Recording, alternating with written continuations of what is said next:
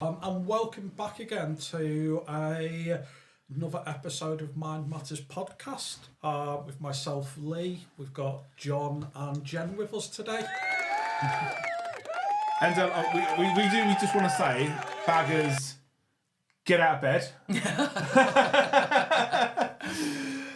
happens, doesn't it? It does. But today we're going to be talking about grief and loss. So again, quite a subject that we don't talk a lot about as British people. We've got quite a unique relationship with death and loss and grief. It's a real taboo, isn't it? It really is, and it's not kind of like a taboo. Even in the kind of like Irish culture, it's not a taboo for them because they have the wake, they talk about them, they celebrate. European countries, African countries, obviously over in Mexico we've got Day of the Dead, things like that. So they all have different relationships. They always celebrate it in those countries, don't they? You know, to make it something really normalised, and we really don't. Yeah, so it's quite a good episode, something good to speak about. So just to kind of like open up, so have you ever reached for your phone to call someone who'll never answer again? Felt their absence like a physical weight in your chest, not just a little bit of sadness, but that terrifying realisation that the world is just going to keep turning around without them. Grief is an emotion. It's more like an entire landscape that you have to like navigate. Some days it's all right. Other days it's just a hurricane that rips open the healed wounds without warning. It can be something stupid. Like I was really close to my granddad who passed away. He had lung, liver, and bone cancer. So I've really seen him go from like, I mean, he's completely unique chap. So I remember when he was 80 something and he was like giving me a call. I was still living in Liverpool at the time. He said, could you come over and help us paint the house? So I'm like 18, 19 maybe. He's 80 something, so I'm thinking I'll be going around there getting a paintbrush out, I'll be going up doing it. And all the bastard wanted me to do was hold the ladder. All he wanted to do was me to hold the ladder. Oh, and wobbling it. Oh, mate. How old was he? He was 82. 82 Wow. at the time. Yeah, he still had a kind of job as a lollipop man when he retired because he was in the army, obviously. But they're a different generation, mate. I mean, that generation wanted to work, didn't they? They were workers and they wanted to get on hands-on jobs, you know. I was just about to say my landlord is ex-forces. I think he did like electrics or something. He's got to be early 80s as well, and he's climbing trees, cutting them down, and I'm like, I really don't think you should be doing that. If you fall, you're going to be a goner. He's tiny, he's frail, but he doesn't sit still, and you can tell he's ex-forces. He's always used to being busy and in routine, and suddenly he's there with his wife in this house, you know, probably mortgage free, I can imagine.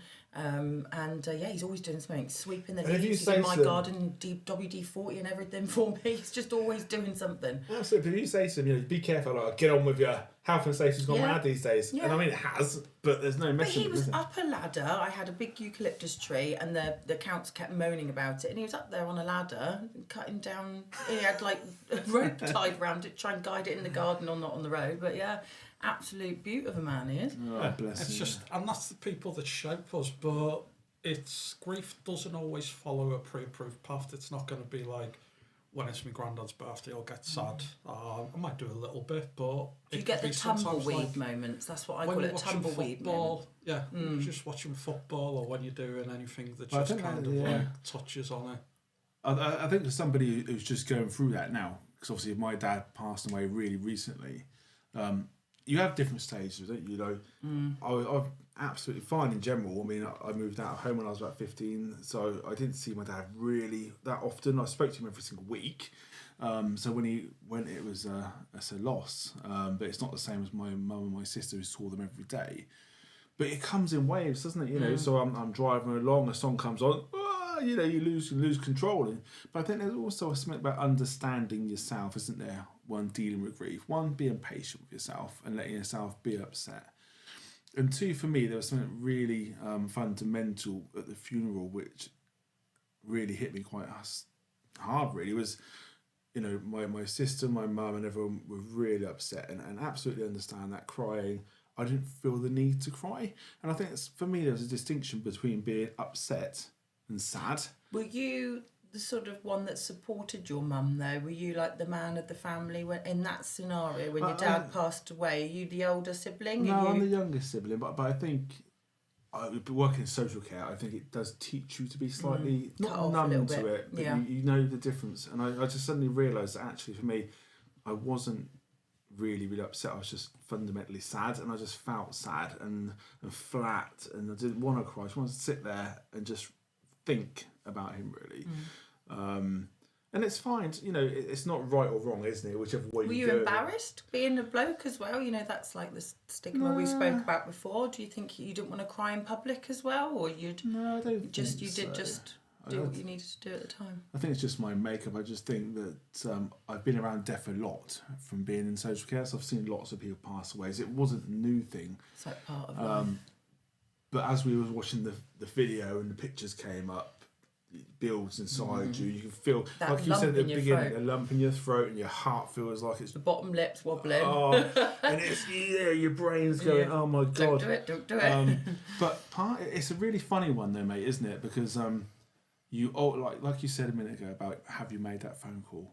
I've done that. So I got off the plane from Cal, and I straight away rung my dad up, and my mum up. So I went, all right, mum. That's weird. And just for that millisecond, my brain went, oh my god, John, your dad's not here. And it's brutal. It's not nice. But so when did your granddad pass away? Over 20 years ago now. Right.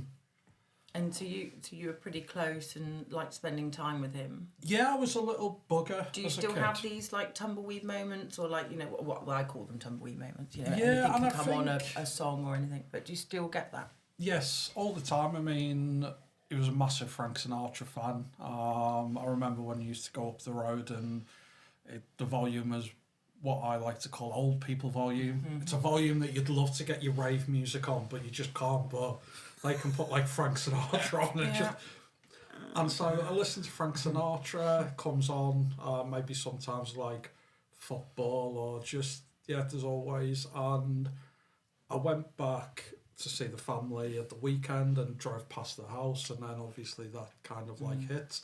And I think something that you said, I disagree with her a little bit. Where you said it's like, I can't remember. You said it was. I love it mum when and Lee your sister. does this. No, I disagree with you. I love this. That's the I'm point. waiting. Your mum and your sister, who were kind of more present in your dad's lives than you were, kind of on the day to day. yeah, It's more difficult for them. Now, when my granddad died, I was living down south in Portsmouth.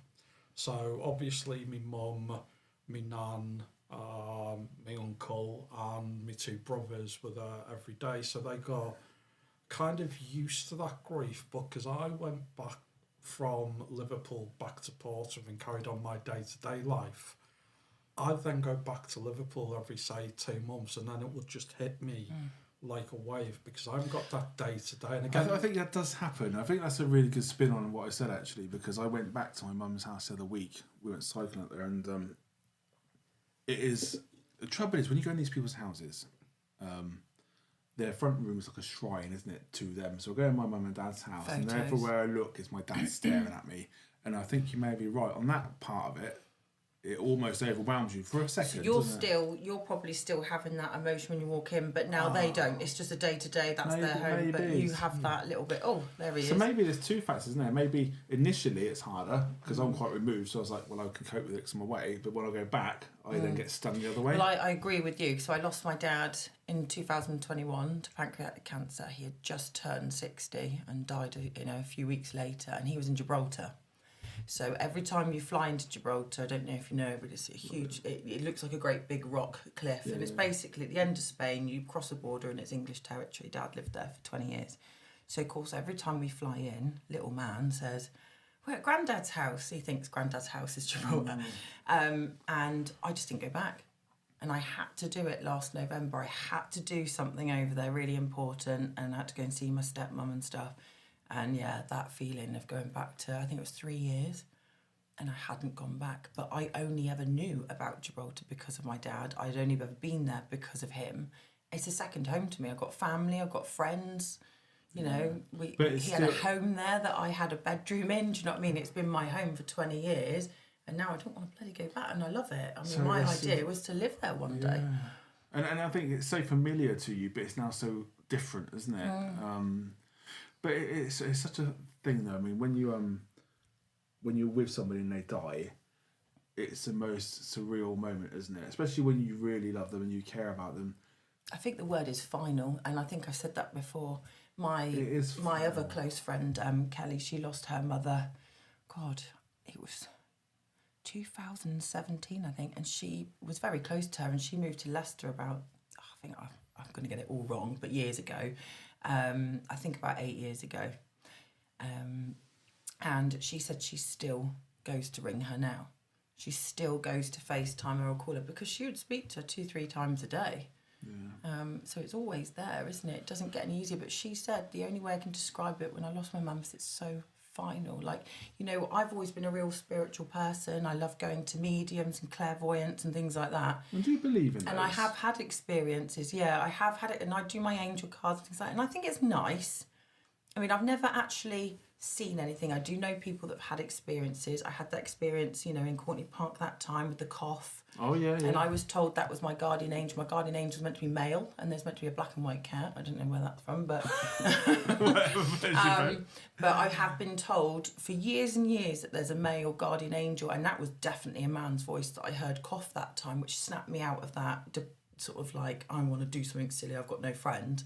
But yeah, I do believe in it, and I think it's good to have that. But when my dad died, I thought, no, that's a load of crap. Doesn't exist. It's a load of rubbish. I'm never going to see him again. But you've got to get...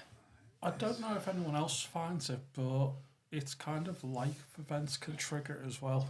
Because I was very, very difficult when I was a kid. Probably due to the ADHD, which didn't exist back then. But we were just bastards. We were the naughty ones. Yeah, we were just... Yeah. And Dad was in and out of my life. So Granddad was the person who taught me how to shave, taught me how to taught me boxing. Oh, that's cute. So he was like a father figure to you as well, really. Grandfather. And it's like life events. When I got my promotion, a care planner from BDM to sales manager to sales director, as like, it's just that kind of triggers the... I don't know if you're there somewhere. I'm a little bit kind of like out there with spiritual stuff, and I don't know really what I believe in. People are you into it as well? But, I don't know. I am, but I think it's nice to have some sort of hope, isn't it? And even if it's a positive thing, even if it's not real, and you've got people going, oh, it doesn't exist, what a load of rubbish, you're stupid and you're gullible. Isn't it really nice just to have, even if it is a load of tosh, and there is a few people out there that probably do fake it for the money and for the fame, whatever, but even if, you know, you just lost Granddad and someone says to me, I've got this old gentleman with me and he's putting it, you know, and that's like really comforting to some people to make them feel like they are still there. Religion's the same. I mean, I'm not a great person that believes in religion, but what I do take on board of it is it gives hope. It does. It causes a lot more arguments than it does good, though, I think. But you know, people should be able to believe in whatever they believe in, whether it's religion or spirits, whatever, the afterlife or not. But I still found let myself, people have their opinion on it. I still found myself talking to my dad at the top of the mountain in Morocco, going, "Did it, Dad?" You know.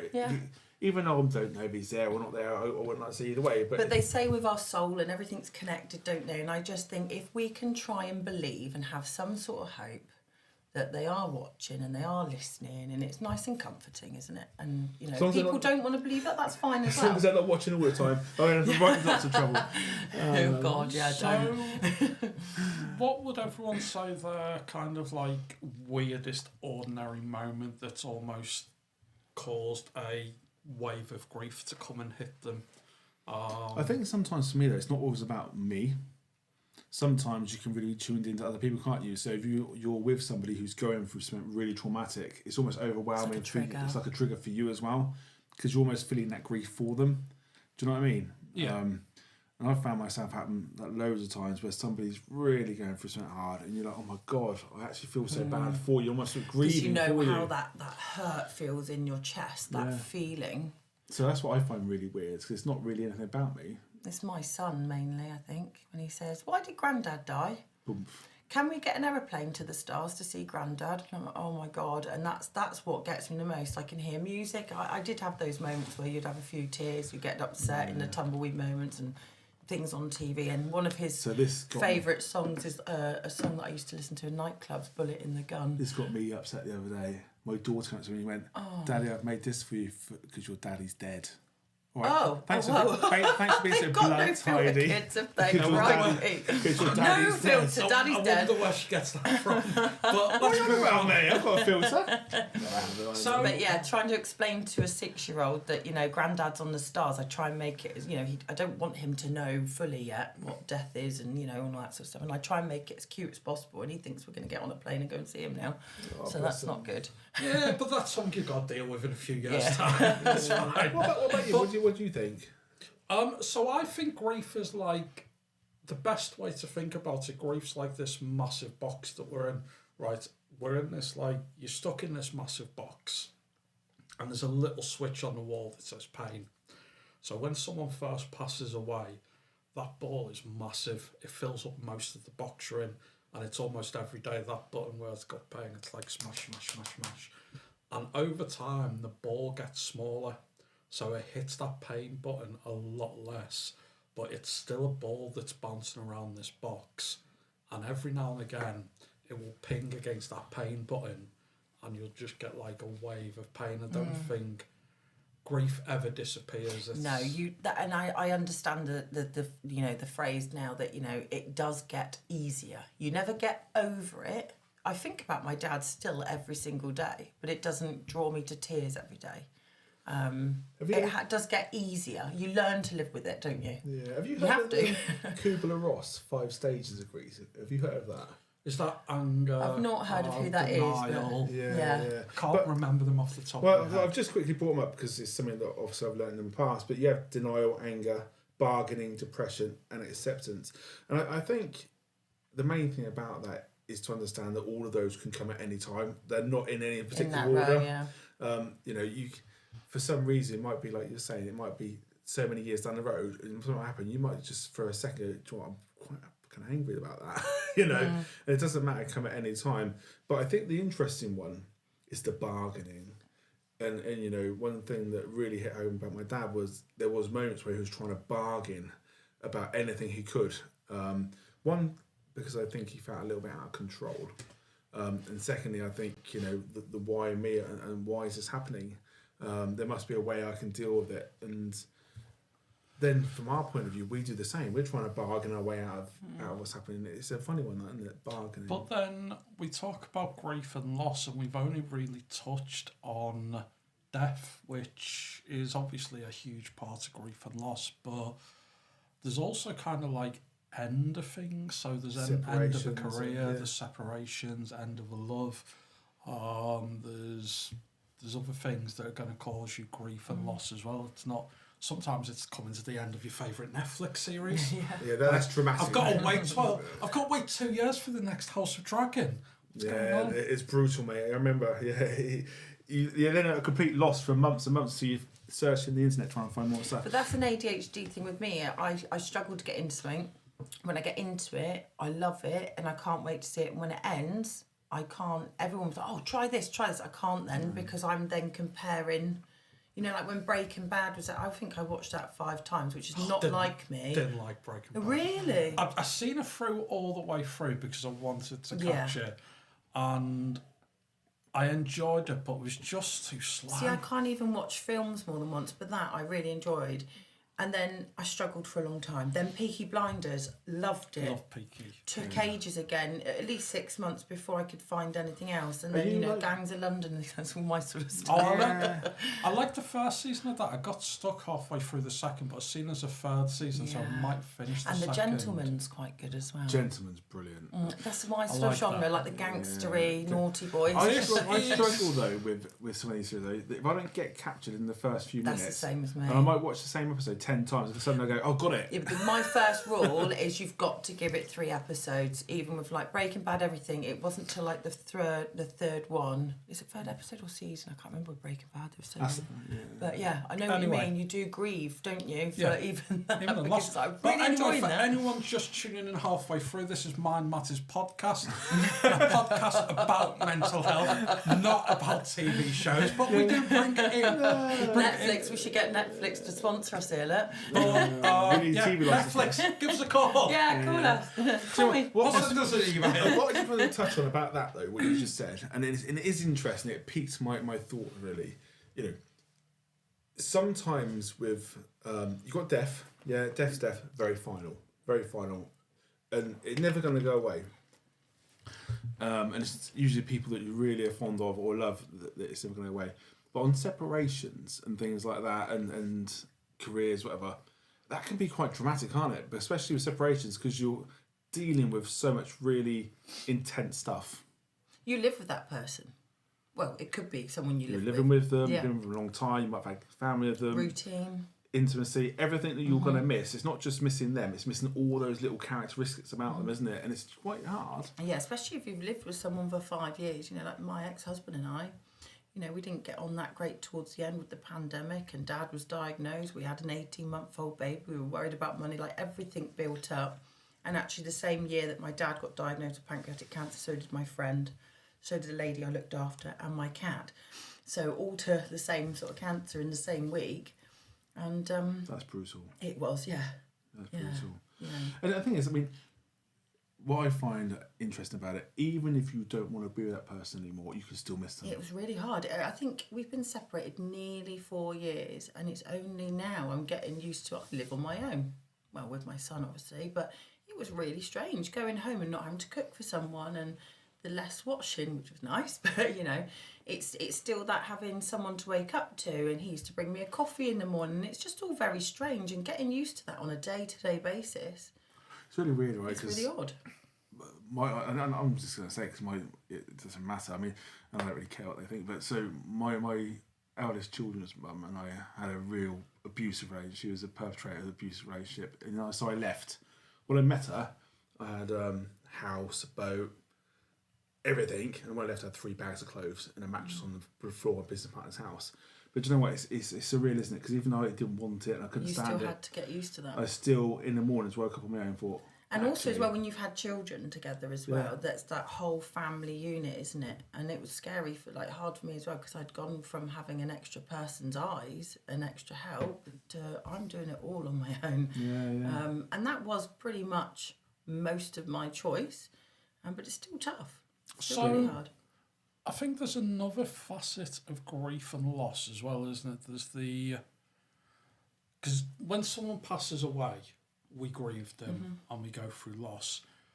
If someone develops Alzheimer's or dementia, I think you start the grieving process earlier. It's like a double loss, isn't it? It is, because you lose them gradually and then you finally lose them. And my ex was a special education needs coordinator, so she did a lot with kids that were on the spectrum, autistic kids, neurodiverse kids, learning difficulties, stuff like that. And she said the parents quite often grieve the loss of their future, because when you're having a baby, you're full of these hopes, aren't you? Is it going to be like, I want him to be an astronaut, I want to be captain of Liverpool, I want him to be this famous actor. And when the child arrives from no fault of their own, and maybe on the spectrum, or maybe they've got severe learning difficulties where they might never have the chance to go to university, or I've got somebody in my life that had someone with Down syndrome, a little girl with Down syndrome, and she knows that she's going to be her mother for ages, you know, for a very long, forever. You know, she's still living with her now. She's a couple of years older than me, this girl with Down syndrome, and she's going to be a permanent mum. She's never going to watch her get married or have children. So it was really tough having a baby and then thinking, oh, you know, I think even some people say, well, do I want it? Do I not? Like, they just don't know. It must be really tough. Yeah. Because you know that is hell of more of a commitment, isn't it? You know that child is not going to move out 16, 18 or go to uni, get married, have a child. And that I think really for lots hard. of people, though, including probably in this room, if that happened to us, it'd be a no-brainer, wouldn't it? You'd just be like, we're making yeah, the most but you of it. still would. you do, but if you it was a still shock, grieve. if it was a shock to the system, I mean, most of the time nowadays we can test for that sort of thing, can't we? Yeah. Or other health issues. But have this, you think you're going to get this perfect. Well, they are, but it's a shock to a mother, and I know 2 women actually that really struggled with it at first. The whole bonding process, because they were just like didn't know what to do with that info. No, it's a really interesting point, though, isn't it? What you just made there. That's what I do. You are, you're on God He's the tier. sensible one. God tier. He keeps us together. Be the life jacket. Love it. Life jacket. But I think it's a really interesting swerve of what we're talking about, isn't it? Because I think it does give you that. I mean, because even it doesn't matter if you're talking about a child with Down syndrome who will have an amazing life, but a different channel. Yeah. They are perfect. And they are perfect. Different channel to what you they're thought actually they more might have. perfect than we are. They're beautiful humans, but back in the day we didn't have these tests, so all these women they actually had like groups, and this is where these 2 women I know met each other, because they were struggling, really struggling at first, thinking, oh my goodness, this is going to be.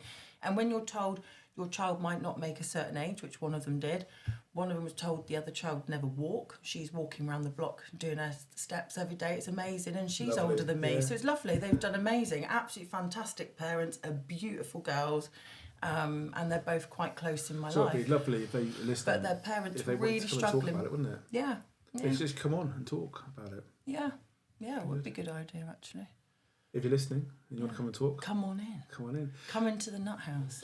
The doors are always open for anyone to Except come for right on now and it's talk. closed. But do you think though? I mean, I haven't really ever considered that, and but I think you do. I mean, When you have an expectation. well, as a I have an first-time expectation of my parent. eldest son, and he's really struggling at the moment. And is it wrong of me to have an expectation? Should Well, I have? everyone has an expectation. You have a vision. Me and Emma call it, well, we've got a vision of how today's going to go, whatever. You have a vision. You're going to have this baby, and you're going to watch it grow, and it's going to go to university, and it's going to get a job and career and have babies and get married. And then to be told that your child might not walk, or, has a severe disability and actually is probably going to rely on you for the rest of their life, you are grieving for that That That vision. dreams. Yeah, your dreams. Yeah, that's it. I mean, it's going to be still amazing, but it's going to be very different to your expectations and visions. Yeah. So I think that's that's a key point. point here, isn't it? Is having a reset to yourself. Actually, it's okay. Let's just find the best that we can do. It's okay to be disappointed. It's okay to be cheesed off, and it's just about working through it. You're only human. Yeah. Interesting. We haven't got too long left, so I just want to turn the spotlight on Mr. Powell. Is it true that you are going to be the next James Bond? I thought it was going to be really serious then. All that came to mind was that Mr. Bean film when he was trying to be James Bond. Johnny English. Johnny English. That was awesome. It'd be more like I Johnny love English, Rowan mate. Atkinson. Than it would be James Bond. Anyway, no, seriously.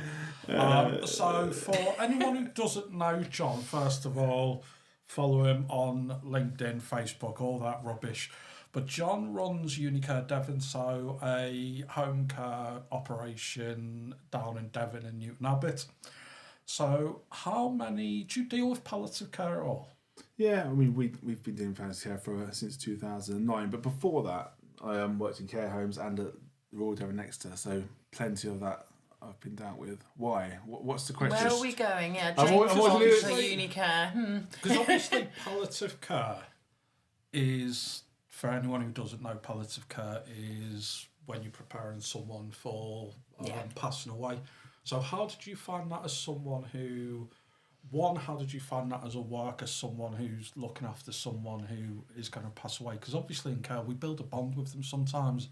They're like our family, I think it's different for every single person. Palliative care and death is different for every single person. It literally is a personal experience, isn't it? And it depends on how you get on with them, how they are to you, and the relationships you build. And I think that when you're doing personal care and you're helping somebody, and you're privileged to help them, because let's be honest, it's a privilege at the end of life to help somebody, it really is. you do get a bond with them, and I've had all different experiences. Some you just sort of, and it's not being cold. You just sort of say, "I did the best job I can. It's a shame," and you move on. Others have had an absolutely massive part of your day every day, and that can have a profound effect on how you're feeling afterwards. I think it depends on their age a little bit as well. It's everything. If it's someone elderly and they're quite like, I'm ready to go now, and I've had my time, I've had my life. But when it's someone a bit younger, I found that tougher during care, because I did community care work as well. So. I don't think I could look after children. Oh God, no. I don't think I've got it in me. And my hats go off to nurses. I mean, we get told all the time as a carer, you're a really special person, but there is nothing compared to nurses and doctors that look after children. I can't even watch them in adverts on telly where they don't. I'm going to cry just thinking about it. I watch a lot of true crime, and every time it's true crime to deal with a child, I just get the episode. That's what I'm like, no. I don't mind someone That's when I pick up the phone and start scrolling for a minute. I don't mind watching about an adult getting bludgeoned to death by a hammer, but I don't.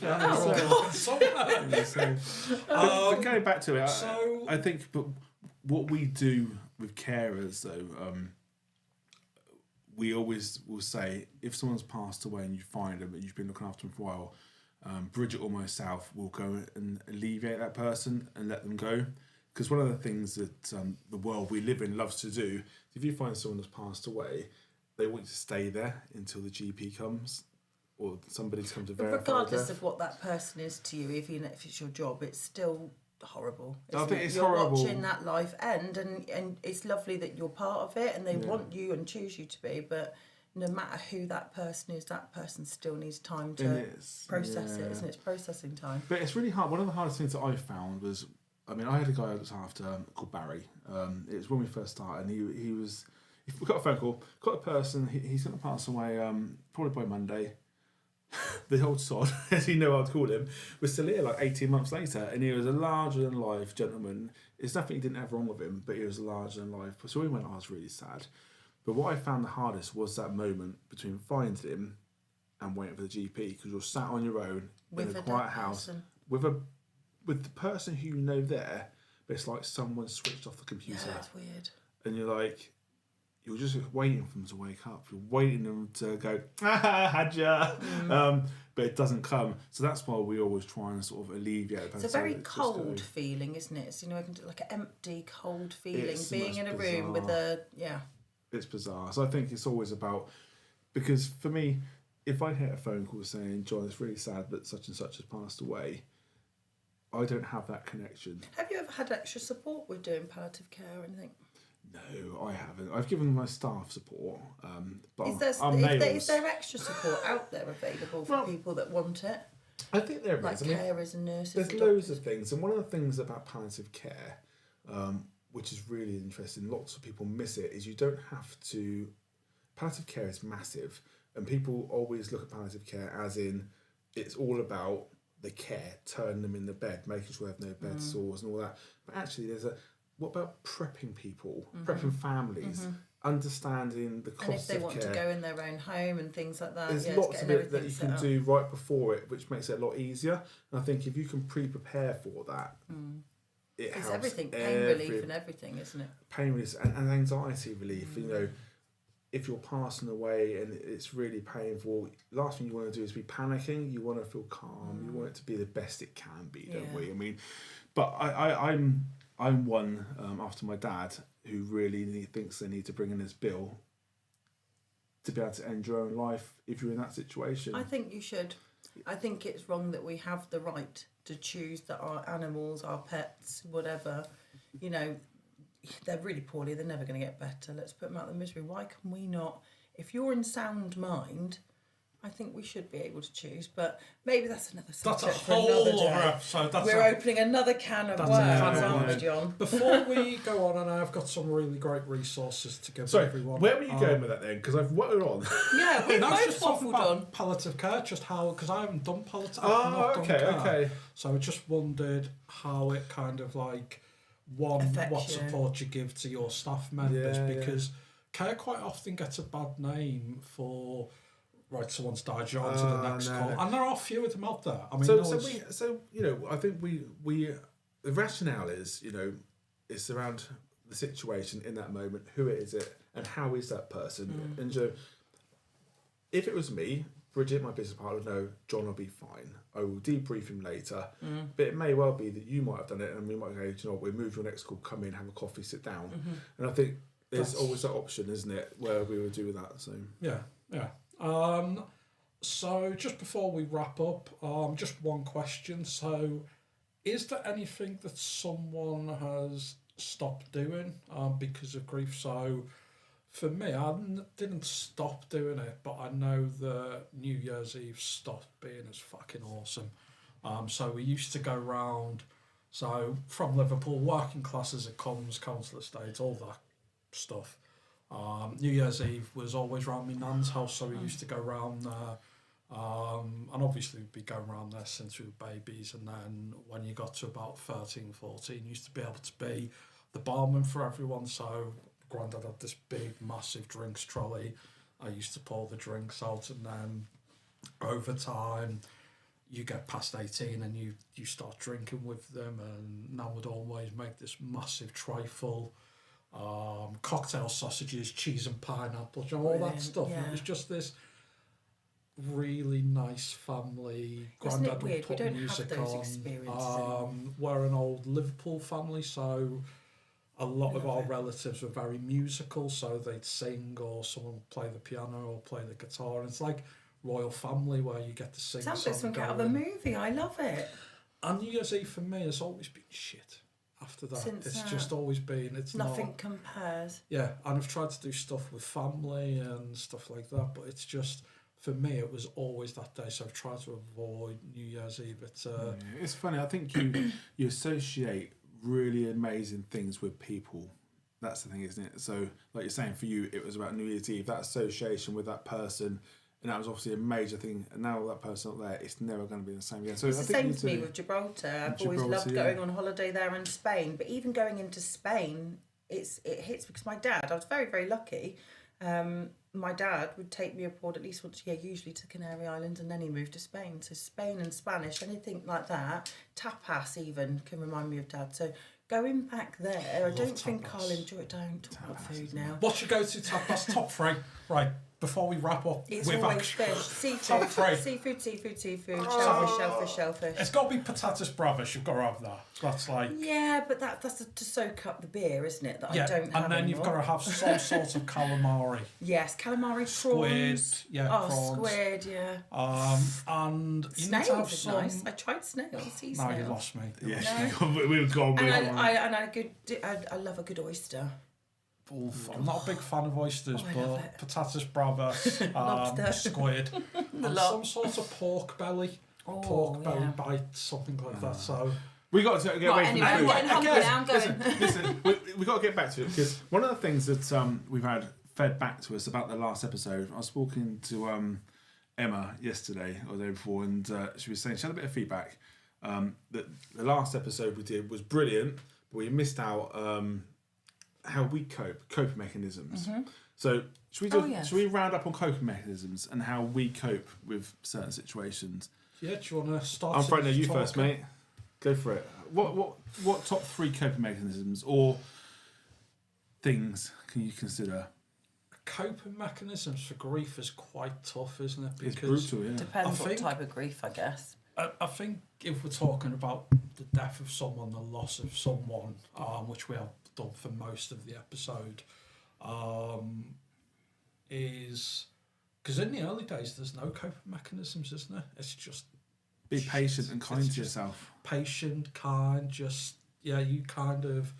But then as the time goes on, it's about remembering their legacy, and because Grandad hasn't really died, he kind of passed away, but everything he kind of like raised me to be. So when I see myself having like this massive work ethic, that's his legacy continued. So I think with loss, it's more about just celebrating the good times. It's too easy to get bogged down in the negatives. They're not here anymore, but they fucking weren't. It was amazing. I think it depends on also who you are and what sort of person, doesn't it? Because if you're a person who's uptight, you may be dealing with the anger around it. So there's things around coping around your anger, isn't it? And what could you do for your own well-being to mitigate that anger? Because it's okay to be angry. You're missing them, and it's a big part of your life gone. So I mean, it may well be, for me, I love my walking, I love my hiking, and that mitigates lots of crap for me every single day of the week. So I would just go out and get some fresh air, have some good food, socialise with some people that are there for me and my well-being, not some knobheads who don't really care. But I think there's, like you say, it's really personal, isn't it? Yeah, it's tough. Grief is a tough one for coping mechanisms because some people want to talk, some people don't. But the biggest coping mechanism of grief is time. Yeah. It does get easier. It does get easier. And you learn to live with it, but it still bloody hurts all the time. But it's not that heavy feeling. I mean, I couldn't eat when Dad passed. I was drinking alcohol every night, and I have been for years. Standard. Not crazy. Not been I mean, I used to be a social drinker, and of course I used to be that one that fall in the bush or stand on the table and make a fool of myself. But I got into it, and the funny thing is, I didn't really like the feeling of alcohol before, and again, I just do it socially. My dad drank most evenings, and I kind of think that added to how he passed. And then I started drinking when he died. Most nights. It's crazy. So I was self-medicating, so that's how I've coped with things, self-medicating. And hopefully that will be all getting better now. Life's getting better. It will be. You've got a really positive attitude, haven't you? So I think it'll be fine. But for me, I think the key points are: be patient with yourself, be kind to yourself, talk to people, enjoy it. If you really can't help yourself, don't be afraid to go to the GP and just try not to self-medicate with alcohol, because 3 years on, Dad passed nearly 4 years ago, and I'm only just starting to deal with it in my head because I'm not in that. It is a slippery slope. Yeah, alcohol, drugs, anything. What I'd like to hear is, I'd like to hear the listeners' stories. I'd like to hear the audience's stories, the audience's coping mechanisms. So drop a comment.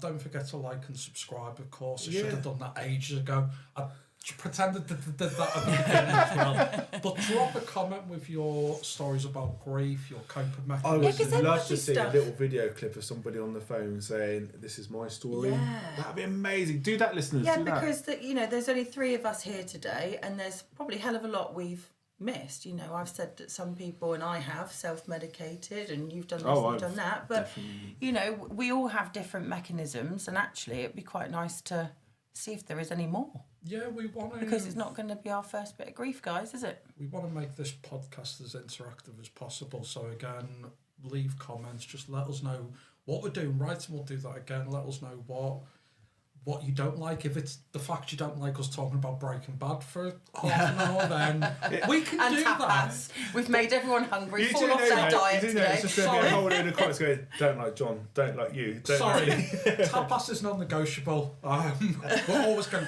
Anyway, we've got some detailed support resources, and don't forget, if it gets really, really heavy, go and see the GP. But again, there's immediate crisis and support from Cruise Bereavement Care. Now, they've got a free phone helpline that's 0808 808 1677.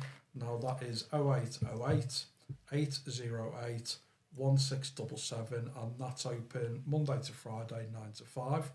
They've also got a website, www.cruse.org.uk, and they specialise in all types of bereavement. Samaritans is always a great resource, 24/7 free phone, and that's 116 123. That's 116 123. And you can also email joe@samaritans.org. I would just say, though, also, as an employer, if you're struggling and it's affecting your work, do go and talk to your employer. Be really honest and say, I am really struggling because of this. They've got a duty of care to you. Absolutely. They've got a duty of care to you to do the right thing. And there's help nothing you. worse than being an owner of a business. And I've been there before. One of my girls that, is a cleaner for me. And I had no idea some of the, tough days that she'd been having. And actually, as soon as she opened up, I was just like, take some time out. Yeah. Or we can work together to see how we can ease things for a minute. I think so. And then it helps you understand if they are late, if they are a bit like jittery or they look a bit tired or a bit weathered. Well, Just, they're it's just doing nice a poor to job, know. And I think one of the things for employers to think about, isn't it? Just because someone's doing a rubbish job and you're thinking, God, they're not performing. Yeah. Don't just there might say be a reason you're behind rubbish. it. Just go, you're not yourself at the moment. Yeah, you're What's okay. going on? Can I Yeah. be okay? It's about that 8 minutes. Just Eight- give eight them that minutes. 8 minutes. 8 minutes. I love that. On that There's note- lots of online communities and courses. So the Good Grief Trust is a www.thegoodgrieftrust.org, and they offer weekly support groups, weekly Zoom meetings. There's also some peer-led support, so there's dinner party, and that's for people aged 20 to 45, just to come together over a Zoom call and just talk about their own grief, and that's www.thedinnerparty.org. And the key takeaway for me is just remember the grief is just love with nowhere to go. There's no timeline, there's no the right way, only your way. However you're surviving today, that's good enough. Absolutely. And we will see you next time, Take guys. one day at a Thank time. you.